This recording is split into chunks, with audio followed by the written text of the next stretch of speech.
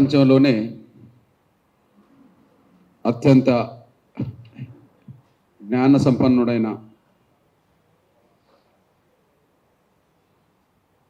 ప్రపంచ దేశాలన్నీ గొప్ప జ్ఞానిగా కీర్తిస్తున్న డాక్టర్ బాబాసాహెబ్ అంబేద్కర్ గారి వంశమైన నా మహర్ల ఈ సమావేశానికి అధ్యక్షత వహించిన సభాధ్యక్షులు తమ్ముడు నారాయణ దుర్గే మహర్ గారికి,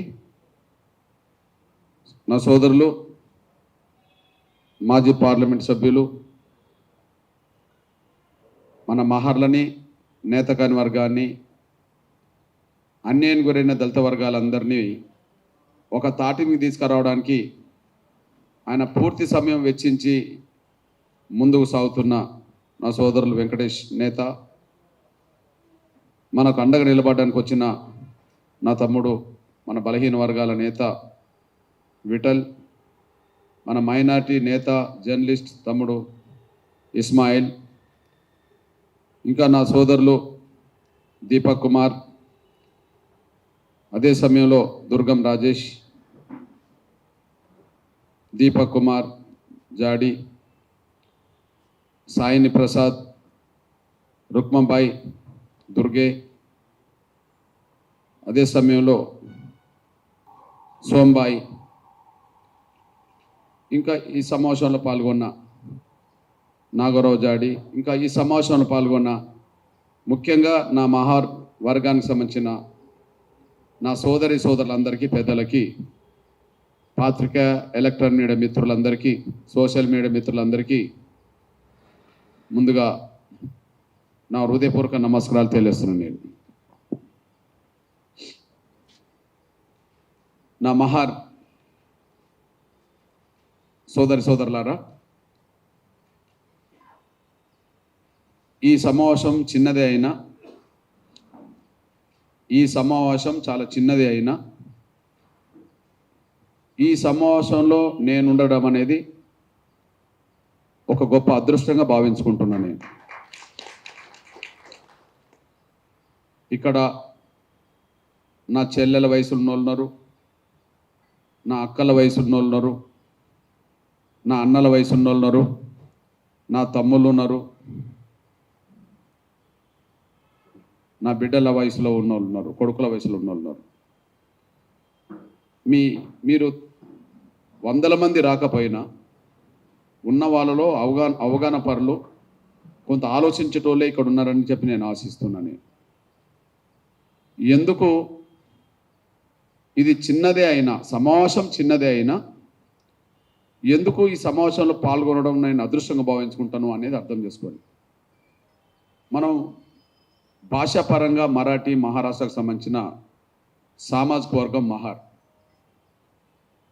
అదే మరాఠీకి సంబంధించిన, మహారాష్ట్రకు సంబంధించిన మళ్ళా మన దళిత సామాజిక వర్గమే మాంగ్, మహర్ మాంగ్. ఇక్కడ కనుక మాదిగలాగా అక్కడ మహర్ మాంగులో మన దళితులు అనేసి మనందరికి తెలుసు.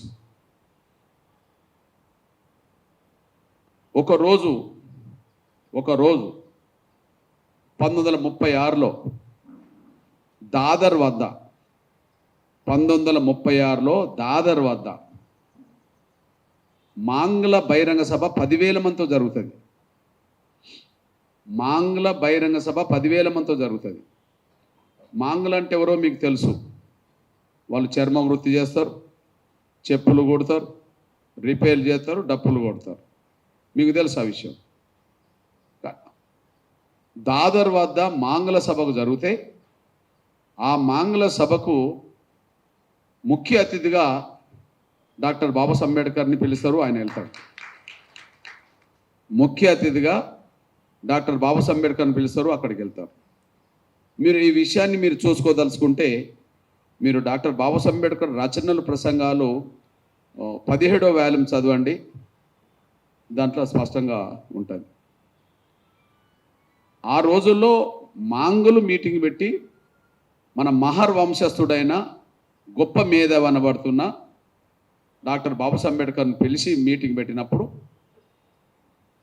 అంబేద్కర్ను అడుగుతారు, అయ్యా అంబేద్కరా, మీరు దళితులందరి కోసం పోరాటం చేస్తుండ్రు, మన పేదలందరి కోసం పోరాటం చేస్తుండ్రు, మీరు చేసే పోరాటంలో మేము కూడా భాగస్వాములు అవుతాం. ఈ పోరాటం విజయం సాధిస్తే మాకు న్యాయం ఎలా చేస్తావు అని చెప్పి 1936లో ఆయనను అడిగితే డాక్టర్ బాబాసాహెబ్ అంబేద్కర్ ఇచ్చిన సమాధానం ఏంటంటే, మన దళితుల మధ్యలో సాంఘిక అసమానతలు కొంత ఉన్నమాట నిజమే, కానీ సమాజం మన అందరినీ వివక్షతకు గురి చేసి దూరం చేసింది.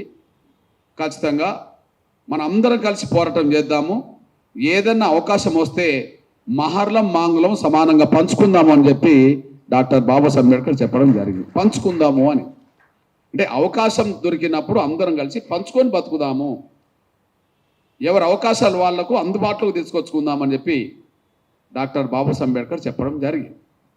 ఇది ఎప్పుడు 1936 అంటే దాదాపు 89-90 సంవత్సరాల క్రితం గురించి నేను మాట్లాడుతున్నాను. అంటే అప్పటికి రిజర్వేషన్లు రాలేదు, కానీ పెద్దగా వచ్చే అవకాశాలు మాత్రం మహర్లము మాంగులము సమానంగా పంచుకుందామనే మాట మాత్రం డాక్టర్ బాబాసాహెబ్ అంబేద్కర్ అన్నాడు. ఆనాడు మాంగులకు హామీ ఇచ్చిండు అంబేద్కర్. ఈరోజు మహారాష్ట్రలో మాంగులకు సంబంధించిన చర్మకార వృత్తులు అనబడుతున్న వాళ్ళు, ఇక్కడ మాదిగలు అదే చర్మకారులకు సంబంధించిన వృత్తికి సంబంధించిన వాళ్ళే కనుక నేను ఒక చర్మకార వృత్తి మాదిగ బిడ్డగా చెప్తున్నా, ఈ తెలంగాణ రాష్ట్రంలో మహర్లకు అన్యాయం జరగకుండా చూసే బాధ్యత నేను తీసుకుంటా. ఈ తెలంగాణ రాష్ట్రంలో మహర్లకు ఏ వైపు నుంచి అన్యాయం జరిగినా, ఏ రూట్ నుంచి అన్యాయం జరిగినా వాళ్ళని కాపాడుకునే బాధ్యత, వాళ్ళని డెవలప్ చేసే బాధ్యత నేను తీసుకుంటానని కూడా మీరు మర్చిపోదు.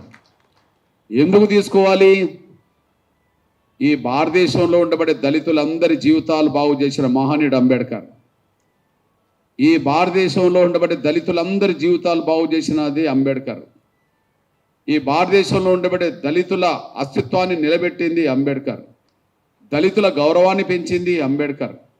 దళితుల జీవితాలు మార్చింది అంబేద్కర్ కదా. అట్లాంటి అంబేద్కర్ను కన్న నా మహావర్గం ఏదైనా అన్యాయం గురైనప్పుడు ఆ అన్యాయం గురైన మహావర్గం తరఫున మాట్లాడడం అనేది అది అదృష్టమే కదా, అది అదృష్టమే కదా, అది అవకాశమే కదా. నేను నా పాత్ర ఆ విధంగా పోషిస్తాననేసి మీరు మర్చిపోవద్దు. పోషిస్తా, ఇది గ్యారెంటీ. ఎప్పుడు కూడా సరే ఇది చిన్నదే కావచ్చు సమావేశం, కానీ మీరు విశ్వాసం పెట్టుకోండి, మీరు నమ్మకం పెట్టుకోండి, మీరు విశ్వాసం పెట్టుకోండి, మీరు నమ్మకం పెట్టుకోండి. మీ జీవితంలో మార్పు తీసుకురావడానికి నా జీవితాన్ని వెచ్చిస్తాననేసి మీరు మర్చిపోండి. మీరు పెట్టుకోవాల్సింది ఏంటంటే విశ్వాసం నమ్మకం మాత్రం పెట్టుకోండి. మీరు పెట్టుకోవాల్సింది ఏంటంటే ఒక విశ్వాసం నమ్మకాన్ని మాత్రం కలిగి ఉండండి. ఏ సమస్య ఎలా ఉన్నా మన సమస్యలు పరిష్కరించడానికి నా వంతు జీవితం కూడా వెచ్చిస్తా. ఇది నేను ఇచ్చే మాట. ఇప్పుడు ఇది చిన్నది అనుకోబాకండి సమావేశం. మీరు నమ్మకం పెట్టుకొని మన మహర్ సమాజాన్ని కనుక అప్రమత్తం చేయగలిగితే, మీరు విశ్వాసం పెట్టుకొని మహర్ సమాజాన్ని చైతన్యం చేయగలిగితే, న్యాయం వైపు నడిపించగలిగితే, దయచేసి అర్థం చేసుకోండి, న్యాయం వైపు నడిపించగలిగితే ఖచ్చితంగా ఎప్పటికైనా ఈ చిన్న సమావేశమే మహర్ జీవితాల్లో మార్పు తీసుకొస్తుంది అనేసి మీరు మర్చిపోవాలి. నేను రెండు చెప్తున్న దానికి ఉదాహరణ, ఎప్పుడు ఏదైనా ఒక ప్రయత్నం, ఎప్పుడు ఏదైనా ఒక పోరాటం వెంటనే లక్షల మందితో మొదలు కాదు.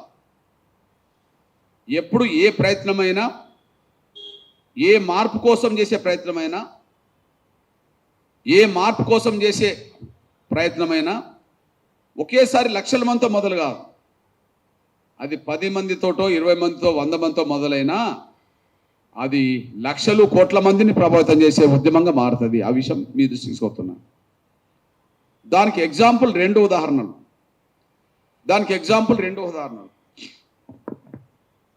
డాక్టర్ బాబాసాహెబ్ అంబేద్కర్ తన జీవిత చరిత్రను మీరు చదివితే, మీరు చదివే ఉంటారు కనుక, నా దగ్గర డాక్టర్ బాబాసాహెబ్ అంబేద్కర్ది ఉన్నది. డాక్టర్ బాబాసాహెబ్ అంబేద్కర్ దళితుల జీవితాల్లో మార్పు తీసుకురావాలి, దళితులను బాగా చదివించుకోవాలి, వాళ్లకు జరిగే ప్రతి అవమానాన్ని ఎదుర్కోవాలి, వాళ్ళను చైతన్యవంతులు చేయాలని చెప్పి ముందుగా ప్రయత్నం మొదలుపెట్టిండు. ఆ ప్రయత్నం మొదలుపెట్టే సమయానికి అంబేద్కర్ ఎవరికి తెలియదు. ఆ ప్రయత్నం మొదలుపెట్టే సమయానికి అంబేద్కర్ ఎవరికి తెలియదు. ఆ ప్రయత్నం మొదలుపెట్టింది సరిగ్గా 100 ఏళ్ల క్రితం. ఆ ప్రయత్నం మొదలుపెట్టింది సరిగ్గా 100 ఏళ్ల క్రితం. 1924 నాటికి డాక్టర్ బాబాసాహెబ్ అంబేద్కర్ న్యాయవాద వృత్తిలో మాత్రమే స్థిరపడ్డాడు. అంటే 100 ఏళ్ల క్రితం సరిగ్గా ఆయన ముందు న్యాయవాద వృత్తిలో స్థిరపడ్డాడు. న్యాయవాది ప్రపంచానికి గెలవకపోవచ్చు, న్యాయవాదులు ఉంటారు కానీ. చూడండి, నిమ్న జాతుల సంక్షేమం కోసం అహర్నిశలు ఆలోచించి కొన్ని నిర్మాణ కార్యక్రమాలను, పథకాలను సిద్ధం చేసుకొని కార్యరంగంలోకి దూకాడు. అంటే దళితుల కోసం ఏదో ఒకటి చేయాలని చెప్పి ఆలోచించి దాని గురించి ఒక నిర్ణయం తీసుకొని ముందుకు వచ్చేసాడు. 1924 సంవత్సరం మార్చి నెల 9వ తేదీన బొంబాయి పట్టణంలోని దామోదర హాలులో ఒక సదస్సు ఏర్పాటు చేసిండు. ఇప్పుడు ఇది ఒక హాల్, ఇదొక హాల్. మార్చి 1924లో ఒక హాల్. హాల్ అంటే లక్షల మంది ఉంటారా? హాల్ అంటే వేల మంది వస్తారా? 50 మందో 100 మందో ఏర్పాటు చేసిందని అర్థమే కదా. 1924 మార్చిలో మొదలుపెట్టినప్పుడు 100 మందే, కానీ వాళ్ళ వందలాది వేలాది కోట్ల మంది ప్రజలకు ఆరాధనీయుడైపోయాడు. అంటే మొదలు పెట్టేటప్పుడు తక్కువ మందే ఉండవచ్చు, కానీ ఆశయం గొప్పదైనప్పుడు అది విజయం వైపు తీసుకెళ్తుంది, సమాజంలో ఎనలేని గౌరవాన్ని తీసుకోవడానికి దారితీస్తుంది. ఆ విధంగా అంబేద్కర్కి వచ్చిన గౌరవం అంటే మహర్జాతికి వచ్చిన గౌరవం, దళితులకు వచ్చిన గౌరవం అనేసి మీరు మర్చిపోరు. అంటే మొదలు పెట్టినప్పుడే లక్షల మంది వస్తేనే కాదు, ఆశయం గొప్పదైతే సంకల్ప బలం మనకుంటే, ఆశయం గొప్పదైతే సంకల్ప బలం మనకుంటే అది 1 అడుగు కాదు, 100 అడుగులు, 1000 అడుగులు, లక్షల అడుగులు ఎత్తుంది. అంతిమంగా లక్ష్యాన్ని సాధిస్తుంది, సమాజాన్ని ప్రభావితం చేస్తుంది. ఇది అంబేద్కర్ది సాక్ష్యం. నేను ఈ విషయం ఎందుకు చెప్తున్నా అంటే, మీరు మహర్ సమాజానికి సంబంధించిన నా తమ్ములు చెల్లెలు కనుక, ప్రపంచాన్ని ప్రభావితం చేసిన ఒక గొప్ప మహనీయుడి వంశం సంబంధించిన సోదరులు కనుక, మీరు మహర్ సమాజాన్ని మేల్కొల్పడం కోసం మీరు నా ముందటున్నోళ్ళు ఎన్నుకున్న వాళ్ళు కనుక కృషి చేయగలిగితే రాబోయే రోజుల్లో మీ జీవితాలు, తెలంగాణలో ఉండబడిన మహర్ల జీవితాలు బాగు చేసుకోవడానికి అవకాశం ఉంటుందనేసి మీ దృష్టి తీసుకొస్తున్నాను. రెండోది, ఇప్పుడు మీ కండ్ల ముందు కనిపిస్తున్న ఉద్యమం ఎంఆర్పిఎస్ ఉద్యమం. ఇప్పుడు మీ కండ్ల ముందు కనిపిస్తున్నది తెలంగాణలో, ఆంధ్రప్రదేశ్లో, దేశం మొత్తం మీద కనిపిస్తున్నది ఏకైక ఉద్యమం, సోషల్ మూమెంట్ ఎంఆర్పిఎస్ ఉద్యమం. మీ అందరూ తెలుసు, చదువుకున్న బిడ్డలు చూస్తూనే ఉన్నారు. డాక్టర్ బాబాసాహెబ్ అంబేద్కర్ 1924లో మన దళితులందరి కోసం ఉద్యమం మొదలు పెడితే ఎంఆర్పిఎస్ ఏర్పడ్డది 94లో. అంటే అంబేద్కర్ తర్వాత 70 ఏళ్ళకి ఇది ఏర్పడ్డది అనుకుందాం. అంబేద్కర్ సంఘం పెట్టిన తర్వాత 24 అంటే ఇది 94 అంటే 70 ఏళ్ళకు అనుకుందాం. 30 ఏళ్ళ క్రితం ఈ ఉద్యమం మొదలుపెట్టింది ఎక్కడ? ఒక ఇంట్లో. 30 ఏళ్ళ క్రితం ఒక ఉద్యమం మొదలుపెట్టింది ఎక్కడ? ఒక ఇంట్లో. ఎంతమందితోటి? సరిగ్గా పెద్ద చదువులు చదువుకోలేని ఒక 15 మంది పిల్లలతోటి. పెద్ద చదువులు చదువుకోలేని సమయంలో ఉన్న ఒక 15-20 మంది లోపు పిల్లలతోటి ఈ మాదిగలతో పాటు దళిత కులాలందరికీ రిజర్వేషన్లలో ఎవరికి అన్యాయం జరుగుతుందో వాళ్ళందరి కోసం ఒక పోరాటం చేయాలని సమావేశం పెట్టుకున్నది 94 జూలై 7న ఒక చిన్న గ్రామంలో, ఒక ఇంట్లో. ఒక చిన్న గ్రామంలో ఒక ఇంట్లో 15-20 మంది లోపు మొదలుపెట్టిన ఉద్యమం ఇది. కానీ 30 ఏళ్ళు తిరిగి చూసేటప్పటికీ ఈ దేశాన్ని ప్రభావితం చేసే ఉద్యమంగా ఎదిగింది. మనం చూస్తూనే ఉన్నాం దేశాన్ని ప్రభావితం. మన ఆశయం గొప్పదైతే ఆ గొప్ప ఆశయాన్ని సాధించుకునే సంకల్ప బలం అనుకుంటే మొదలుపెట్టిన రోజే ఆగిపోదు. 10 మందో 20 మంది మాత్రమే వచ్చిండ్రని చెప్పి అనుకోవడానికి అవకాశం లేదు. ఆశయం గొప్పదైనప్పుడు సంకల్ప బలం గొప్పది ఉంటే ఏనాటికైనా లక్ష్యం నెరవేరుతుంది, సమాజాన్ని ప్రభుత్వాన్ని ప్రభావితం చేస్తుంది అనడానికి ఇది ఒక సాక్ష్యం. ఈ 2 ఉదాహరణలు మీ దృష్టికి నేను తీసుకొస్తున్నాను. నేను మిగిలినది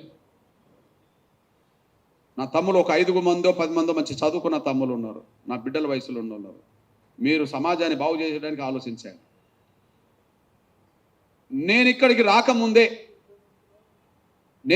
రాకముందే మన మహర్ సమాజంలో లేకపోతే మాల ఇతర మన నేతకాని కొంత సమాజంలో అంతకుముందు నా మీద కొంత దుష్ప్రచారం కొంతమంది చేశారు. అంతకుముందు కొంతమంది దుష్ప్రచారం చేశారు. నేనేదో మాలలకు వ్యతిరేకమని, లేదా కొన్ని సందర్భాల్లో డాక్టర్ బాబాసాహెబ్ అంబేద్కర్కే కృష్ణమాదిగా వ్యతిరేకమని చాలా దుష్ప్రచారం చేసే సందర్భాలు ఉన్నాయి.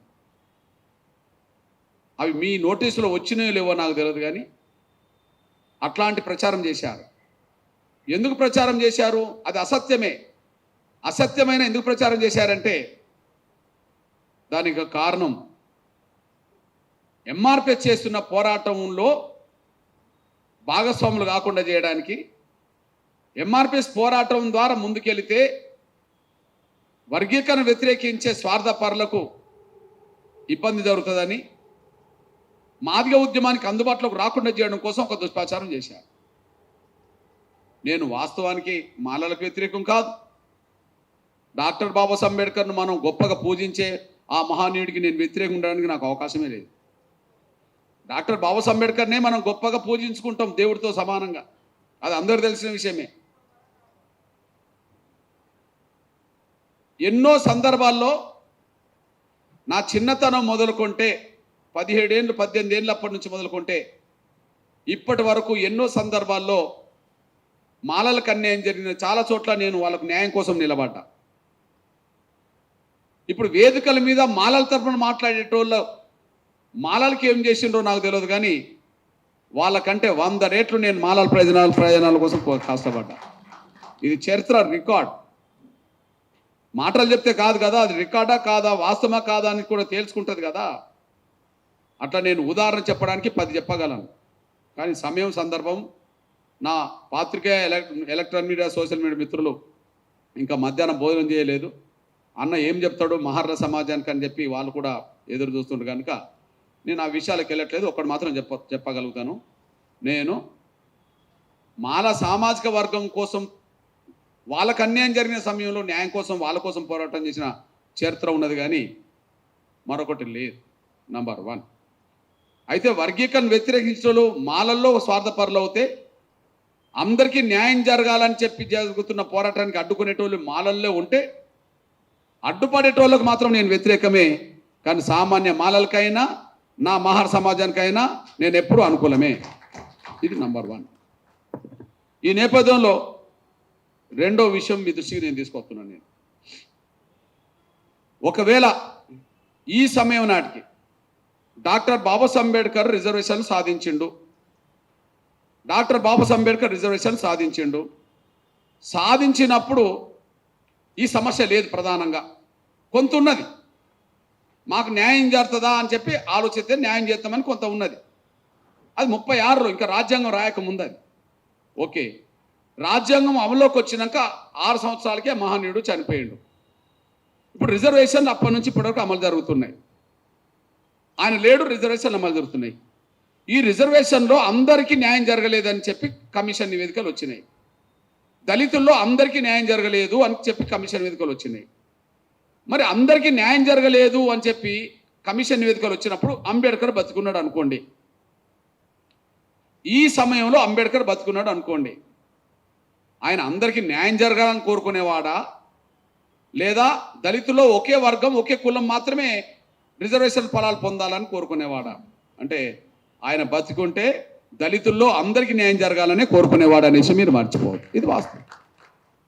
ఒక్క మహర్లే బాగుపడాలనో, లేదా ఒక మాతంగులే బాగుపడాలనో, లేకపోతే మాంగులే బాగుపడాలనో, ఒక మాలలే బాగుపడాలి కాదు. దళితుల్లో ఎన్ని కులాలు ఉన్నాయో అన్ని కులాలు బాగుపడాలని చెప్పి ఆయన కోరుకునేవాడు, అందరికీ న్యాయం జరగాలని కోరుకునేవాడు.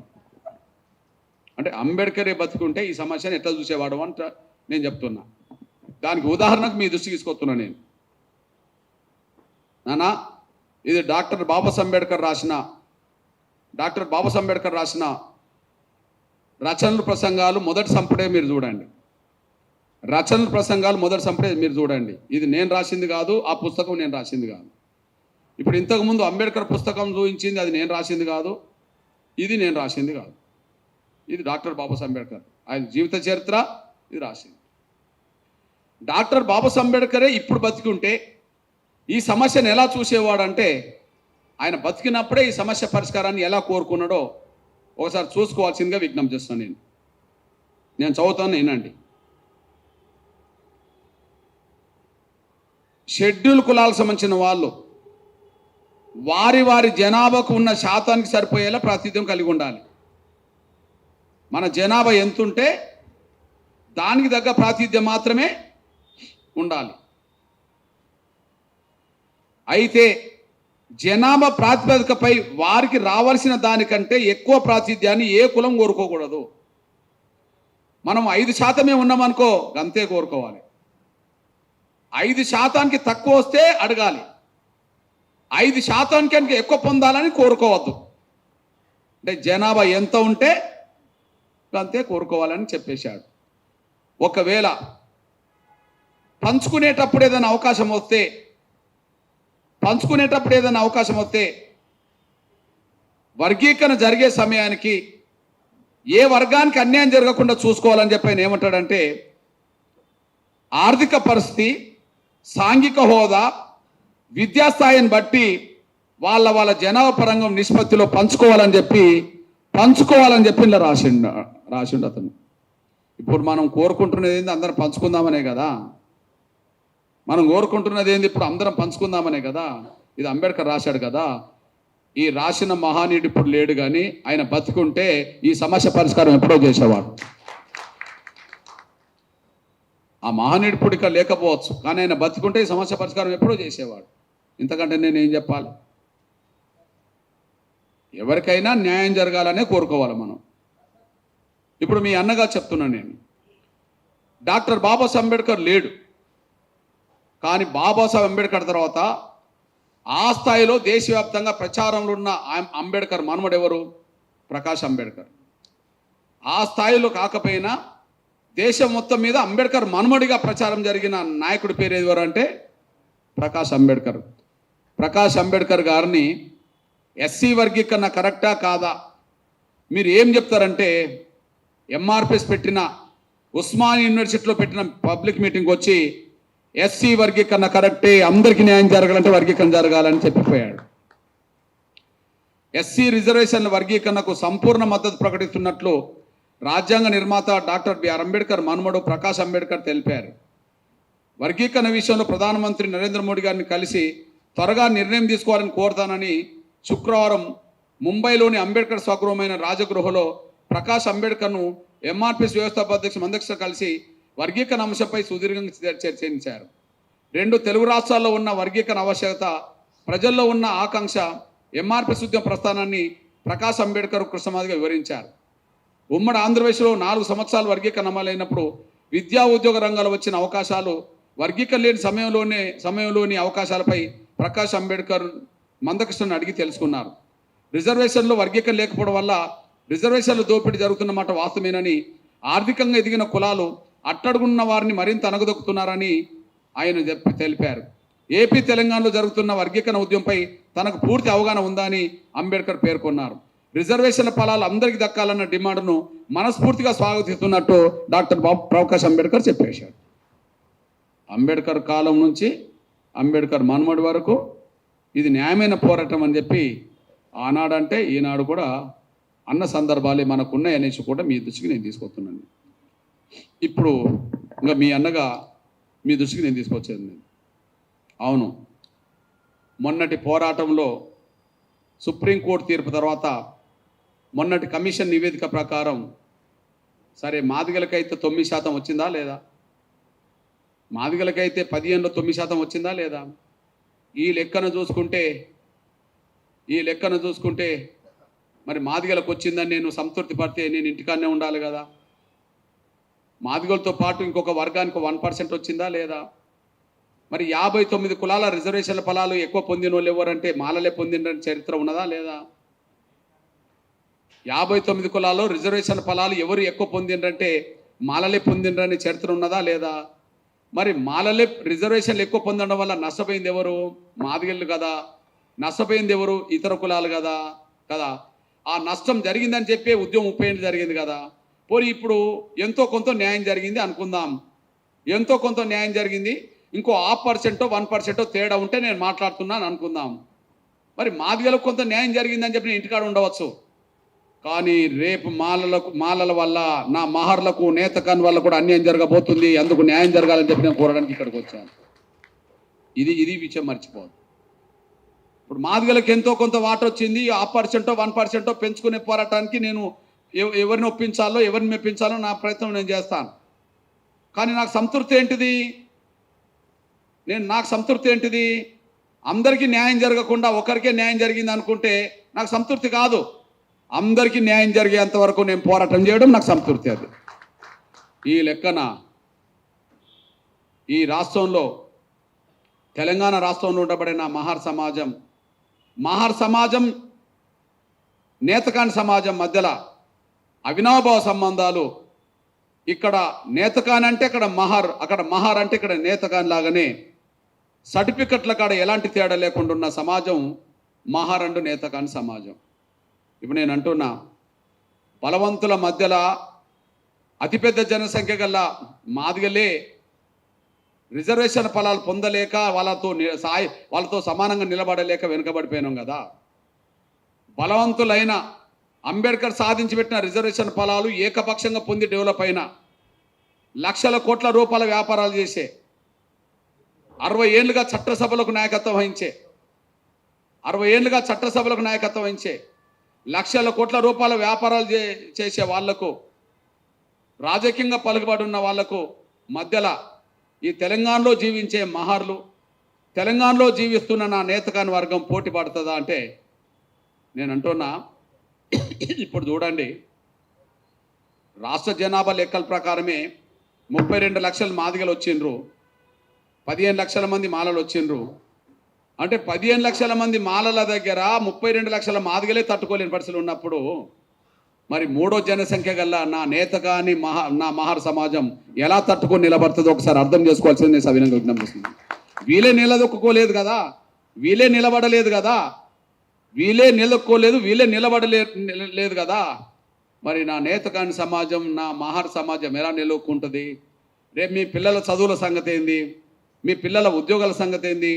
మీరు ఆర్థికంగా ఏ విధంగా ఎదుగుతారు? రాజకీయంగా ఎట్లా పైకి వస్తారు? దానికి గ్యారంటీ ఉన్నది. ఒకే ఒక్క గ్యారంటీ, వాళ్ళతో కలిసి ఉంటే గ్యారంటీ లేదు, కానీ వర్గీకరణ సాధించి ప్రత్యేక గ్రూప్కి వస్తే మాత్రం గ్యారంటీ ఉన్నది. వాళ్ళతో ఉండడం వల్ల గ్యారంటీ లేదు, కానీ నీ వాటా నువ్వు కోరుకొని సాధించడం వల్ల నీ డెవలప్మెంట్కు, నీ అభివృద్ధికి గ్యారంటీ ఉన్నది. నీ బిడ్డల భవిష్యత్తు కోసం నువ్వు ప్రత్యేక గ్రూప్గా కోరుకుంటావో లేదా వాళ్ళతో కలిసి ఉన్నట్టుగా చేసి నీ బిడ్డల భవిష్యత్తును ప్రమాదాలు పాటేసుకుంటావో అది మీ చేతిలో ఉన్నదనేసి కూడా మీరు మర్చిపోదు.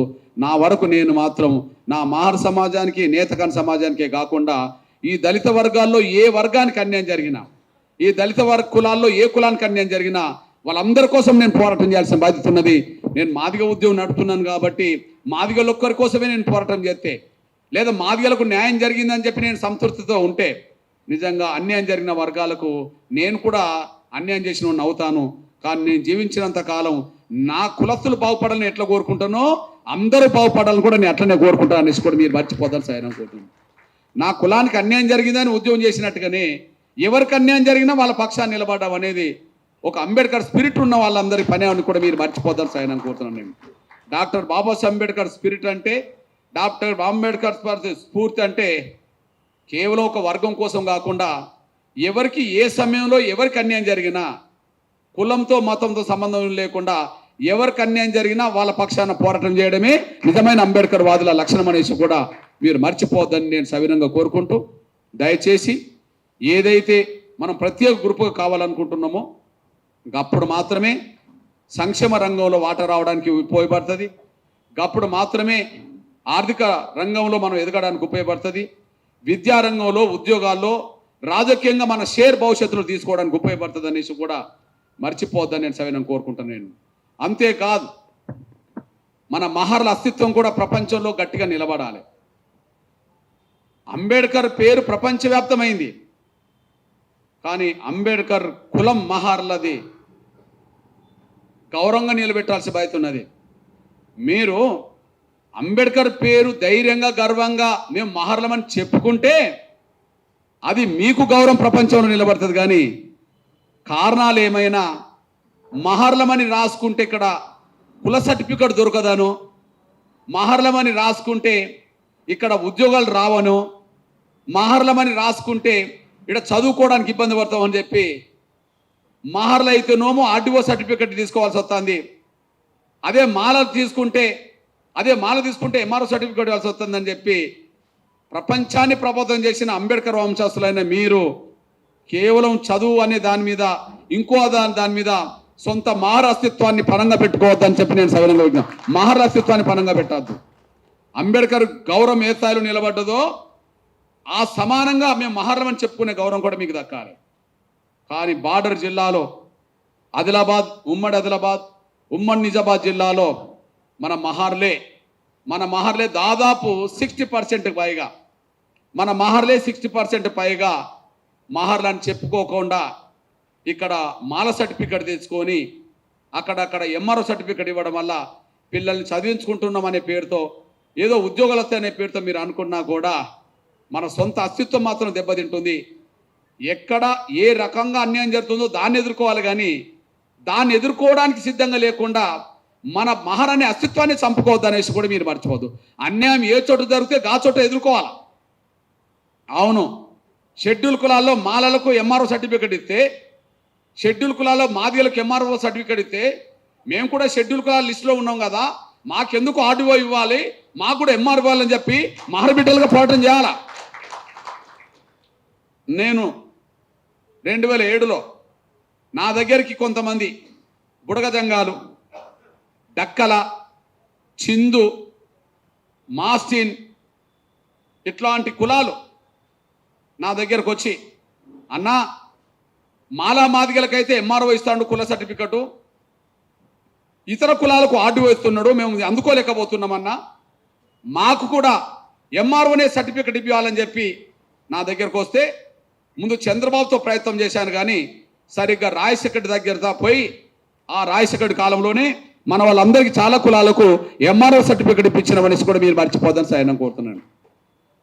ఎక్కడ సమస్య ఉంటే అక్కడే ఎదుర్కోవాలి, కానీ పారిపోవద్దు కదా. నీకు ఎంఆర్ఓ సర్టిఫికేట్ ఇవ్వకపోతే ఎంఆర్ఓ ఎందుకు ఇవ్వట్లేదని అడగాల, ఆర్డీఓ నుంచి ఎంఆర్ఓ వరకు తీసుకురావాలని చెప్పాలా. కానీ మహర్లకు ఆర్డీఓ ఇస్తున్నాడని చెప్పి నీ మహర్ అనే సొంత జాతి అస్తిత్వాన్ని పరంగా పెట్టి మనం ఇంకో కులం సర్టిఫికేట్ తీసుకోవడం అంటే డాక్టర్ బాబాసాహెబ్ అంబేద్కర్ గౌరవాన్ని మనం తగ్గించిన వాళ్ళం అవుతామనేసి కూడా మీరు మర్చిపోదని సైనం కోరుతున్నాను. నేను ఈ నేపథ్యంలో మీ అన్నగా చెప్తున్నా, నేను ఇక్కడ దీపక్ తమ్ముడు ఉన్నాడు, మీ అందరూ తెలుసు. ఒకరోజు అంబేద్కర్ రాజగృహం మీద కొంతమంది దుండగులు దాడి చేసి అంబేద్కర్ ఇంటిని ధ్వంసం చేయాలని చూస్తే ఏ దళిత లీడర్ రోడ్డు మీదకి రాలేదు, కానీ ఎంఆర్పిఎస్ మొత్తం ధర్నాలు చేసింది దానికి వ్యతిరేకంగా. ఏ దళిత లీడర్ రోడ్డు మీదకి రాలే, కానీ రాజగృహం మీద దాడి చేసిన నిందితులను తక్షణమే అరెస్ట్ చేయాలని చెప్పి ఎంఆర్పిఎస్ మాత్రమే 2 తెలుగు రాష్ట్రాల్లో, దక్షిణాది రాష్ట్రాల్లో పోరాటానికి పిలుపునిచ్చాం, ధర్నాలు చేశాం. తమ్ముడికి తెలుసు, కేసీఆర్ గారు రాజ్యాంగం మీద మాట్లాడినప్పుడు డాక్టర్ బాబాసాహెబ్ అంబేద్కర్ రాసిన రాజ్యాంగం ఇప్పుడు పనికిరాదు, ఈ రాజ్యాంగం స్థానంలో కొత్త నూతన రాజ్యాంగం దేశానికి రాయాలని చెప్పి ఆయన మాట్లాడితే, డాక్టర్ బాబాసాహెబ్ అంబేద్కర్ని నువ్వు అవమానిస్తావా, రాజ్యాంగాన్ని అవమానిస్తావా అని చెప్పి ఎదురు తిరిగి యుద్ధం చేసింది ఎంఆర్పిఎస్ అనేసి కూడా మీరు మర్చిపోదు. తమ్ముడు దీపక్ కూడా నా వెంబడే ఉన్నాడు. మూడోది, పంజాగుట్ట కాడ రాజశేఖర్ గారి విగ్రహం ఉన్నది, కానీ అంబేద్కర్ విగ్రహాన్ని ధ్వంసం చేస్తే, ప్రభుత్వమే ధ్వంసం చేస్తే, మరి డాక్టర్ బాబాసాహెబ్ అంబేద్కర్ విగ్రహం మళ్ళీ అక్కనే నిర్మించాలని చెప్పి జరిగిన పోరాటంలో అగ్రభాగాన ఎంఆర్పిఎస్ నిలబడ్డది, తమ్ముడు నేను నిలబడ్డాం, ఇప్పుడు అంబేద్కర్ విగ్రహం అక్కడ నిలబడ్డది. ఈ మూడు చెప్పండి. రాజగృహం మీద దాడి జరిగితే రోడ్డు మీదకి ఎవరు రాలే, ఎంఆర్పిఎస్ వచ్చింది. ఓకే. 2, డాక్టర్ బాబాసాహెబ్ అంబేద్కర్ రాసిన రాజ్యాంగం పనికిరాదంటే ఆ రాజ్యాంగమే ఈ దేశానికి రక్షిస్తున్నదని చెప్పి మాట్లాడింది ఎంఆర్పిఎస్ఏ. 3, అంబేద్కర్ విగ్రహాన్ని ధ్వంసం చేస్తే ఆ ధ్వంసమైన చోటనే అంబేద్కర్ విగ్రహాన్ని మళ్ళీ నిర్మించే పద్ధతిలో తీసుకొచ్చింది ఎంఆర్పిఎస్ మాత్రమే. నేను డాక్టర్ బాబాసాహెబ్ అంబేద్కర్ స్ఫూర్తికి అనుగుణంగా పనిచేసే ఒక కార్యకర్తనే కానీ డాక్టర్ బాబాసాహెబ్ అంబేద్కర్ను గౌరవించే వాళ్ళలో అందరికంటే ఎక్కువ అగ్రభాగాన నేనే ఉంటానని కూడా మీరు మర్చిపోతారు సార్ అనుకుంటున్నాం. ఎందుకుంటానంటే ఆయన మీదున్న గౌరవంతో ఆయనలాగానే సమాజం కోసం పాటుపడాలనే ఆలోచన రావడంతో ఈ పోరాటం 30 ఏళ్ళుగా జరగాల్సి వచ్చిందని కూడా మీరు మర్చిపోదాం.